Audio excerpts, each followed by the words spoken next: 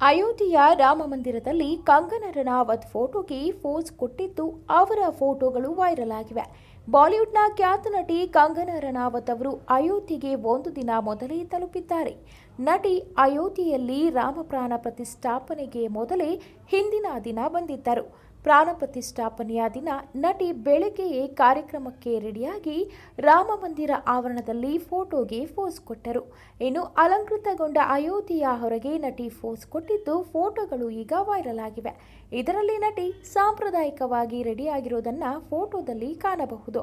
ಕಂಗನಾ ಅವರು ಕೇಸರಿ ಬ್ಲೌಸ್ ಧರಿಸಿಕೊಂಡು ಬಿಳಿ ಬಣ್ಣದ ಸೀರೆ ಉಟ್ಟಿದ್ದರು.